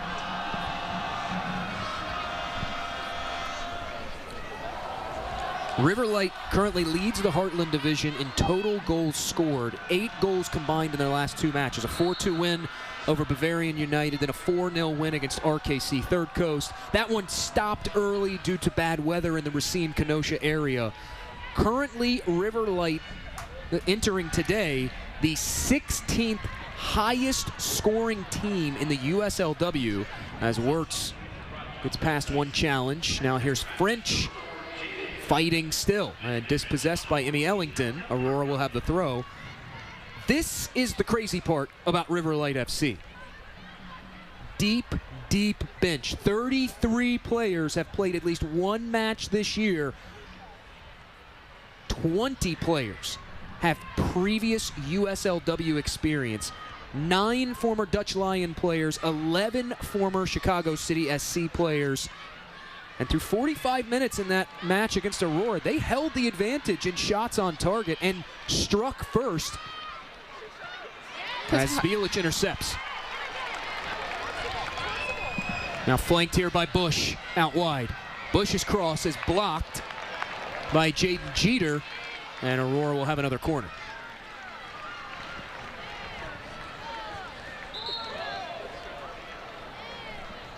Riverlight is such an unpredictable team. Having that many players on the roster, I feel like it's almost impossible for Aurora to prepare for a game like that. Cross goes sailing to the back post. Shot blocked. And a whistle. And it looks like that came off the hand of an Aurora player. Looking at the goalkeeper situation for Riverlight FC, they've played 3. Blythe Braun got the start at home against Aurora, gave up 1 goal, went all 90. But Bella Shop, the former Chicago City goalkeeper, she gave up 2 goals against her former team in 90 minutes. And Allison Deerdorf has played 90 against RKC, clean sheet, 34 against Chicago Dutch Lion. No goals allowed in relief there. So sort of a 3-headed monster in goal for this Riverlight team.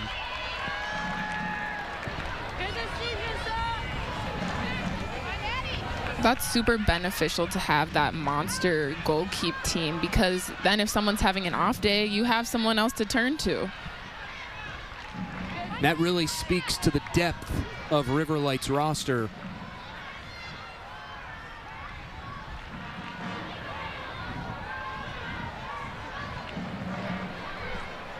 Rory plays it back to Donley as we approach minute 89 here at TCO Stadium.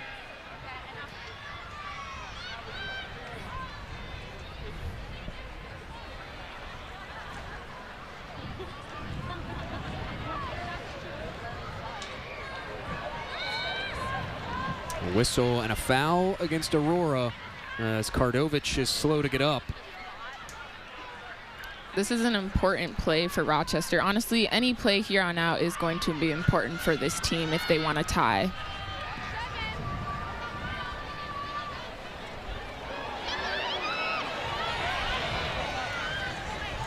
Kardovich colliding again. Duong will just clear this one away.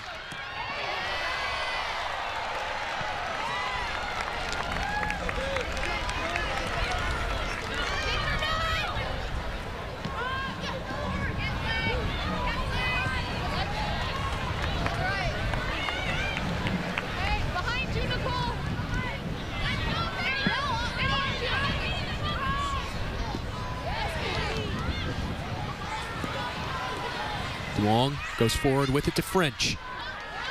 That one falls through. Advantage played as Rapp finds Works. Back to the outside, looking for Bush as we have 4 minutes of stoppage time. Up ahead to Archuleta.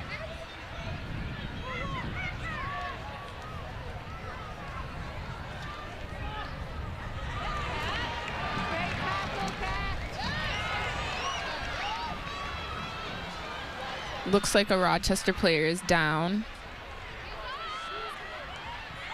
Meanwhile, this shot goes wide. That's from Sophie French.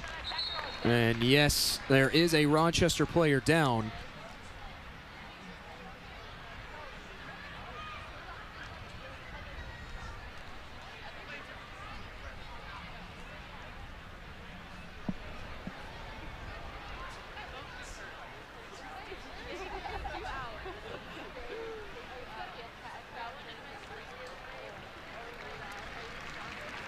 That is Cesali, who went down, but once again is back up to her feet. That is good to see.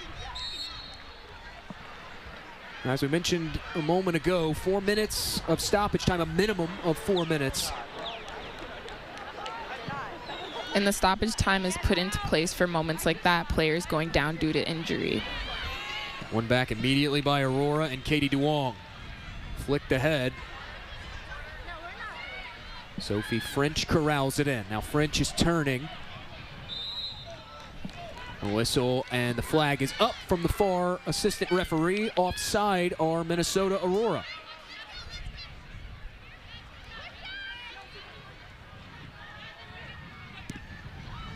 Our star of the game presented by Star Tribune this evening, Kat Rapp. Kat turning in another great performance, as we mentioned earlier in this match, making her first start of 2024. Had the goal that opened things up early in the 4th minute. has had a couple other good looks at goal as well tonight, Maya. Exactly. She's been a big playmaker for Aurora. She has gotten so many shots on goal. She's definitely the star of the game. This one takes an Aurora bounce back to the foot of Sophia Bush. Now Bush will head for the corner, trying to bleed more time off the clock.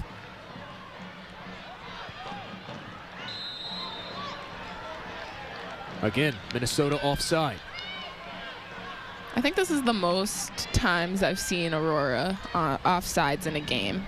I know during the friendlies that was a big issue, but I thought they cleaned that up a bit. Up ahead to French. Out wide, here's Wirtz. Wirtz, head of steam, her shot goes corkscrewing off a defender and finally into the gloves of Emma Knack.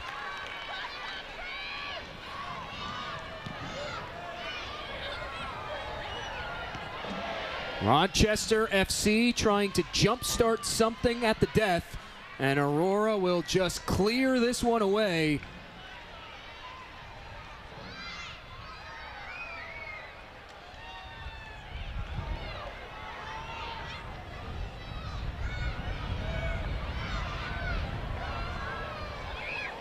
Lane had it poked away from her. Corralled in by Addie Wickers.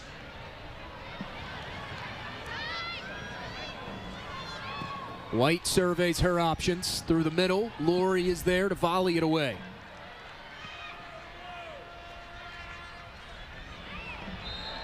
Sazali went down again. Another foul against Aurora. That is foul number 9.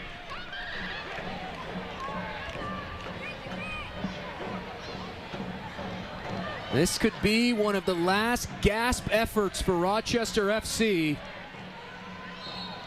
Yeah, they're putting everyone into the box right now. This one hanging in, headed away by Donley. The shot goes sailing high. Taylor Kane will have a goal kick, and that is the final act in Eagan, Minnesota. Aurora improves to 3-0-0 all-time against Rochester. A hard-fought derby win for Aurora. Not often you say this, but at times felt like by the skin of their teeth, Maya. Definitely by the skin of their teeth, but they were able to find their rhythm with the help of Sophie French in the second half and get that goal they needed to secure the win against Rochester. A 2-1 win for Aurora, who goes +3 up the table. At this moment in time, they sit alone in second place in the Heartland Division table. We'll head to break here on Fox 9 Plus. When we return, we will wrap things up from TCO Stadium.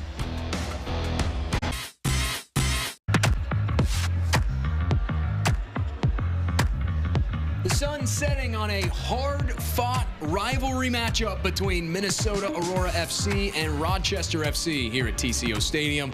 Aurora comes out victorious 2-1. We're back on Fox 9 Plus for the post-match wrap-up. She's Maya Flackby. I'm Jake Griffith. Thanks for joining us all evening long. Maya, as we mentioned, a hard-fought win tonight for Minnesota Aurora. Overall, your thoughts? Truly, I think Aurora embodied the phrase never give up. They may have been frustrated throughout the game, not playing the game that we have seen Aurora play in the past, but they truly never gave up and were able to secure that win and come out on top. Never giving up seems to be the theme of this evening, whether it's Aurora as a team or in our play of the game presented by Minnesota Lottery. It's Taylor Kane's essentially game-saving save at the end, never giving up on the play, denying Alasia Lane. Sort of a full stretch moment for Taylor Kane to just get the fingertips on it and block it away from Lane as we see it here. And a good pass by Kardovich to set things up. Kardovich was really the catalyst, and Lane almost came on and made an immediate impact. A kick save for Taylor Kane to keep things in favor of Aurora, 2-1. That one coming there toward the end of the match. It's our Minnesota Lottery play of the game.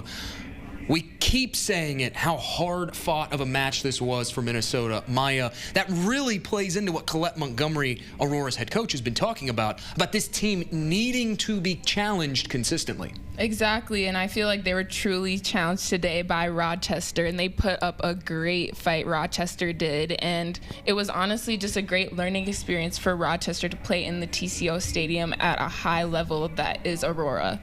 At one point, Rochester going blow for blow with Minnesota Aurora, but Aurora do tack on 2 goals. They run their goals for good tally up to 19 for every goal scored during the 2024 Aurora season. The St. Paul and Minnesota Foundation will donate $100 to Roots for the home team. You can donate along with them by scanning the QR code on your screen right now or by visiting the St. Paul and Minnesota Foundation website. 19 goals this season for Minnesota Aurora. Right now, as of this moment, they currently are the highest scoring team in the Heartland Division. For Maya Aflakby and the rest of our awesome Fox 9 broadcast crew, I'm Jake Griffith saying so long from TCO Stadium. It started out with a beautiful evening of soccer. Aurora got it going in the 4th minute. Rochester answered 34 minutes later as we see Kat Rapp's goal, and Jelena Zbilic late in the second half pulls Aurora ahead. They capture all 3 points, and they take home a rivalry win.